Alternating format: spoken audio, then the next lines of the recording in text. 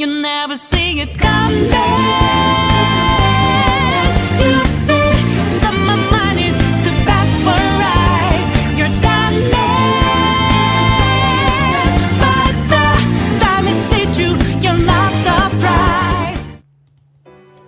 Now that Blazblue Cross Tag Battle is officially released, a lot of people are already wanting more from the game, namely in the area of characters. In fact, a lot of people want to see a Season 2 set of characters make it into the game.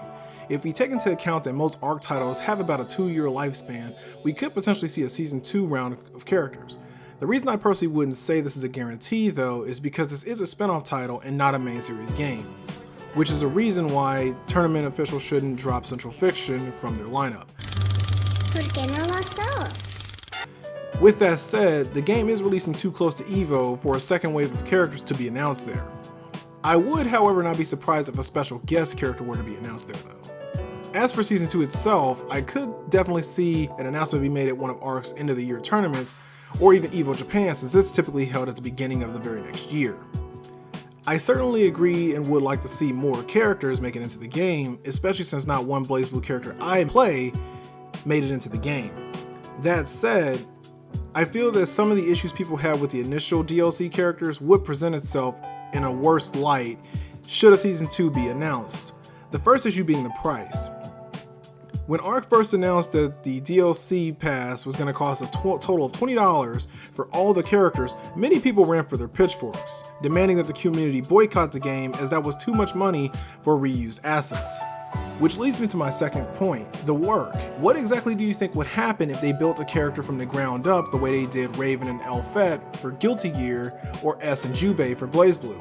Those characters were made completely from the ground up, and instead of costing $1.99 per set, I could potentially see them costing $7 to $8, the traditional new character fee. With that said, it immediately gets rid of any hopes for any Persona 5 characters to make it into the game. I'm not saying that they won't do this, I'm merely looking at this from a business perspective. Everybody wants something until they have to pay for it. Who's gonna give me a loan, jackhole? You? Also, personally, I would rather just have Persona 5 Arena altogether. Hypothetically, ARC does announce a second round of characters.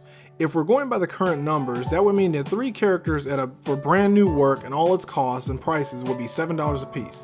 That would mean that for a DLC pack for 3 characters would cost about $21, but for more marketing appeal, we'll say $19.99. That's a large sum of money for just 3 characters that they had to make all new assets for a tag game no less, versus the standard $20 for all characters to make it into the game for old assets.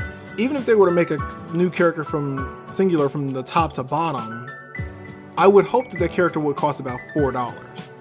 This controlling for the fact that it being a tag game and not a full game like Blazblue Central Fiction.